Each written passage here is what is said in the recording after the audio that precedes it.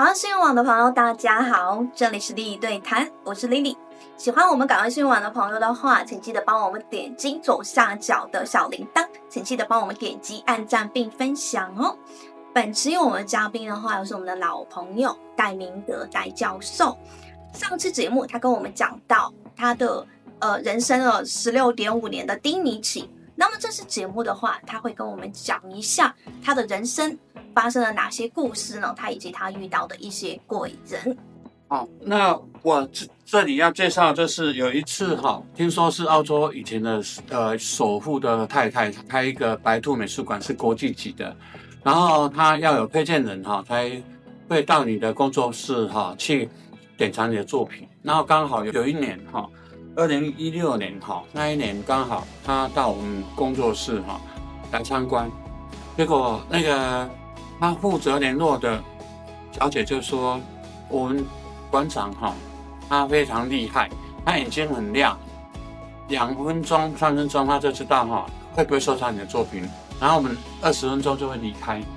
结果他一进来就他说叫我们尽量不要解释，可是他一进来就要问我说你这个作品是怎么样，然后我说不是不能回答嘛，然后那个助理说他问你就答，结果我们对话的非常的顺畅。然后这一件作品就是世界之爱，就是描述我在巴黎旅行的时候看到很多街上的乞丐还有各个美术馆里面他们的一些作品的情形，把它画进来然后他看上这个作品的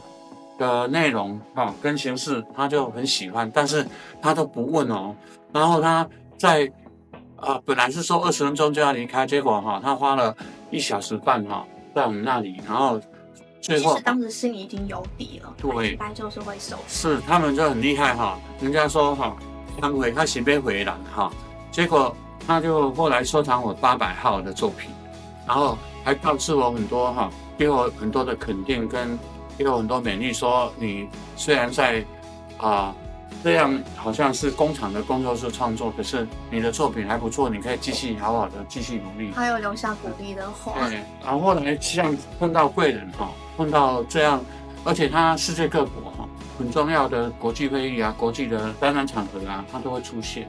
所以我觉得说那一次我真的是碰到贵人，给我很大的打气。然后另外一个就是台新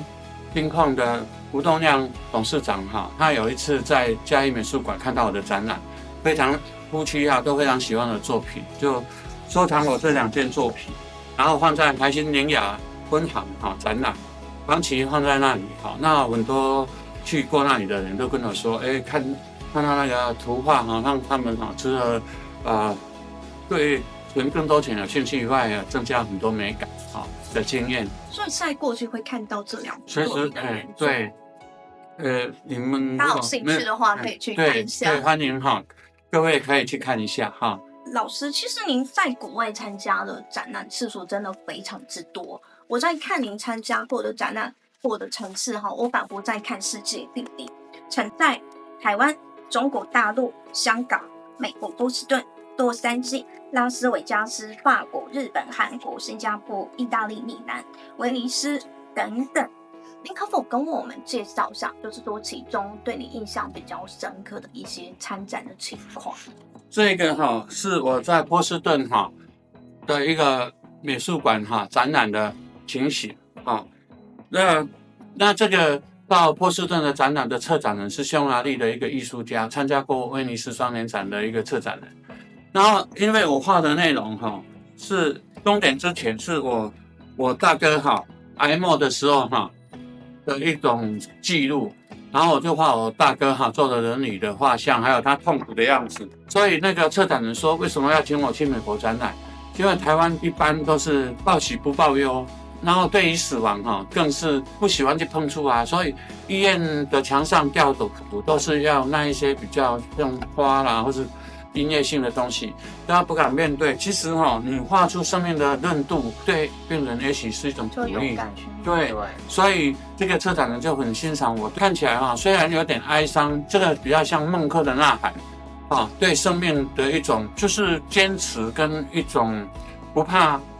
死亡的威胁。然后就透过画画来讲，来让我们勇敢去面对敢于直面死亡。对对，然后用更开阔、更跟癌症共生存的那一种决心啊哈，还有不要那么样的悲观哈。所以那一次展览也颇受好评哈。那就是到国外展览，也曾经到巴黎哈，绿柏里59哈去展览，那个展览蛮有趣的，那个美术馆哈。那个绿柏里59是以前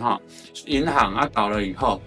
结果就流浪汉进去。后来有一个要选总统的就说以后如果他选上巴黎市长，后来他当总统密特朗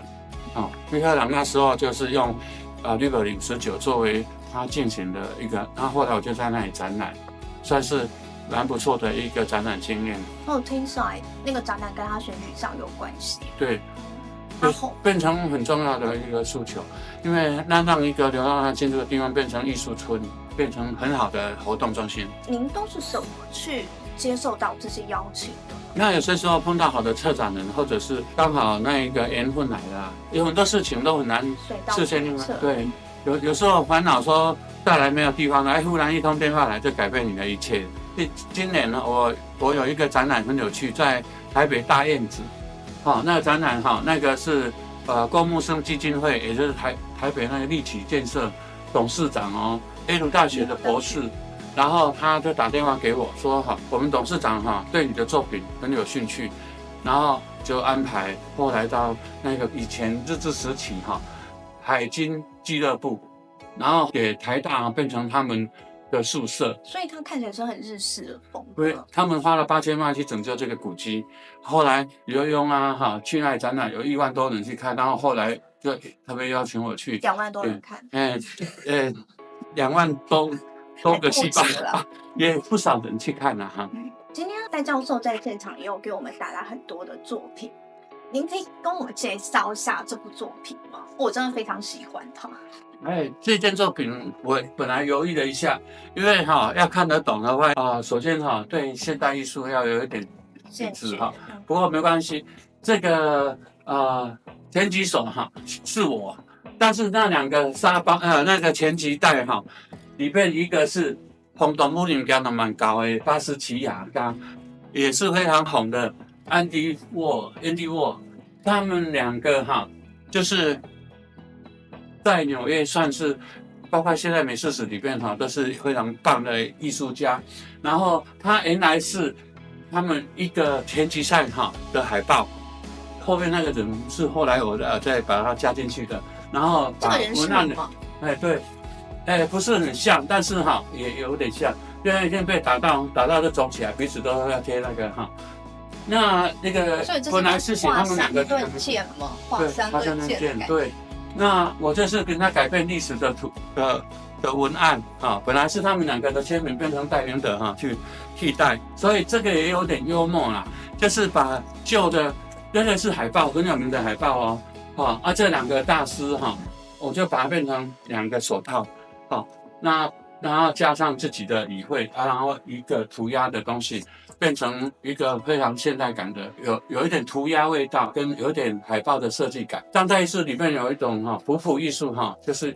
跟很生活化，像我们的广告传单一样或是你要看电影海报一样。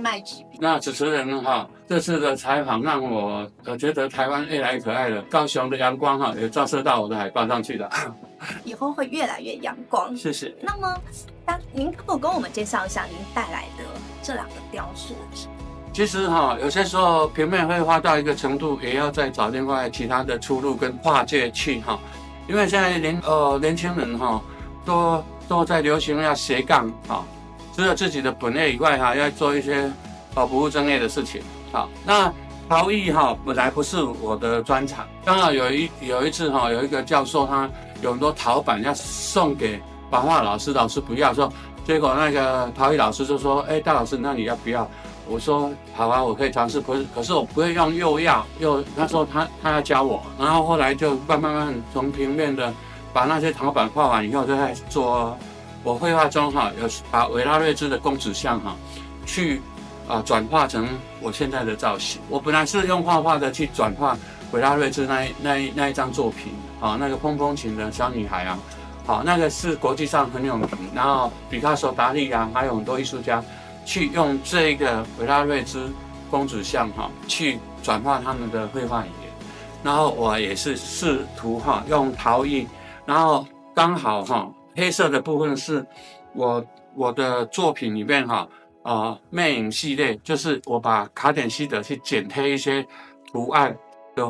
的语汇放在这里啊，这里是我平常的涂鸦绘画，然后